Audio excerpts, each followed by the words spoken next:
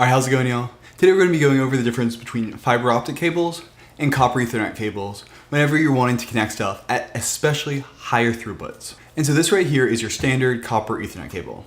This is a spool of Cat6 cable that you can actually use to make as many cables as you like, and it's the one that's probably hooked up to your router right now. It is very simple to manufacture. You can easily go through and just create a tip at home for very cheap and build your own cables. The cable itself is ultra cheap and is very durable. You can throw it in the walls, and even cooler, with PoE, you can actually use it to power devices.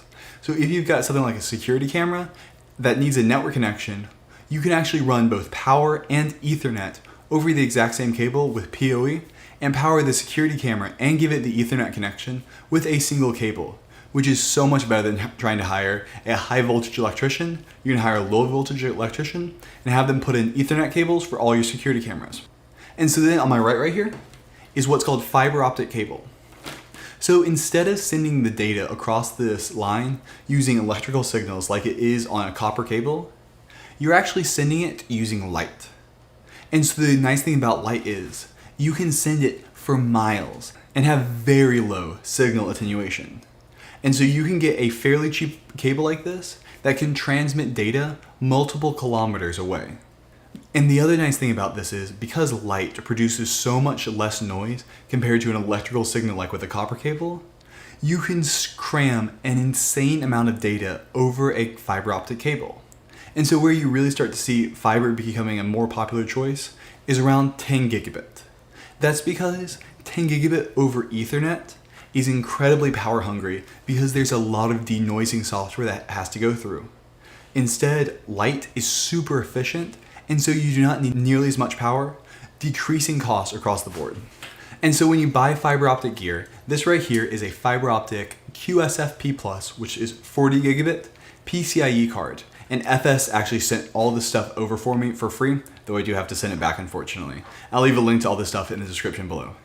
But what this does is it's got on the end 2 holes right here for what's called a transceiver. So when you're working with fiber optic equipment, you always have the card, the transceiver, and then the medium that it goes over.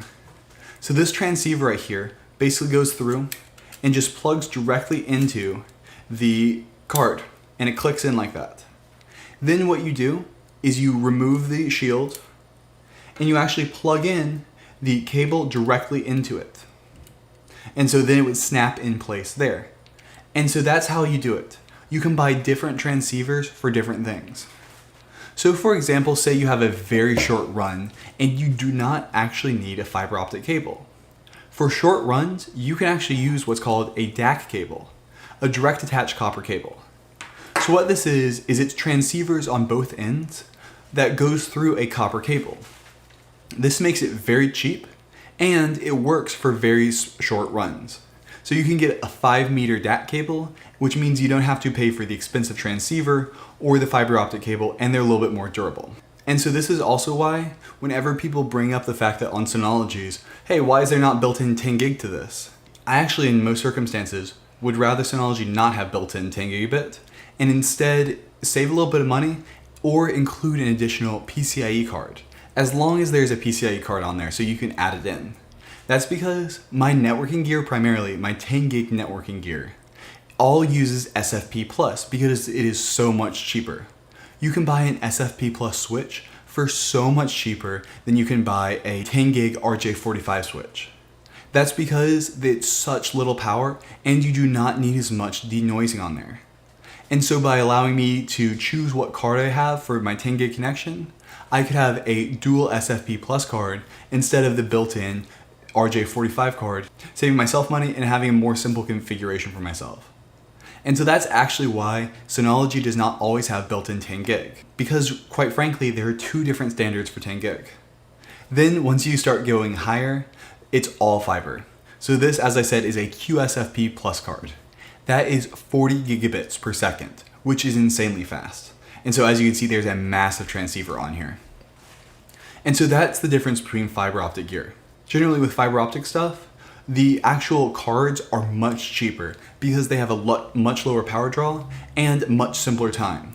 but the transceivers tend to be more expensive if you don't have short enough a run to do DAC cable. The other thing about fiber optic cable is it's really hard to splice fiber. It is not worth it to try to splice your own fiber unless you're splicing thousands of cables. So instead what you do is you get a pre-terminated ends. And so FS just tells you, hey, how long do you want it? And tell me what ends you want on it. And so you can just pre-buy it like that, and that way you don't have to mess with splicing the ends perfectly. The other thing about fiber optic cable is it's fragile. It's not going to crack if you just bend it a little bit, but you don't want to be bending it constantly or have it really sharp bends in it, because you actually get less performance and can actually damage the cable much more easily than you can with a copper cable. The other thing with transceivers, you want to make sure that whatever transceiver you get is matched to the card. Unfortunately, vendors decided to have their own proprietary connections for everything, and so you actually would have to buy, if you had an Intel card, you have to have an Intel transceiver. FS actually has a cool feature where they've emulated every single one of those cards, and so what you can do is you can just buy the FS version of them and just say, hey, I want to make sure it's compatible with Intel, Cisco, or whatever, and they seem to work really well for that. And so that's one way you can do it, but just make sure when you're buying a transceiver to make sure that it is compatible with whatever card you're going to be putting it into, because otherwise you're going to have a bad time. Alright, well that's going to be it for this. I hope this helped kind of show up the difference between what is this SFP Plus card and why is it so much cheaper, and why are all these switches for 10 gig all SFP Plus, what is that, and all of those things. Go ahead and leave any other tutorials you'd like to see me make in the comments below. And also if you want to start sponsoring the channel, I've got a link for that in the description, and it will give you early access to every single one of my videos and really help the channel out. Alright, thanks for watching. Have a good one. Bye.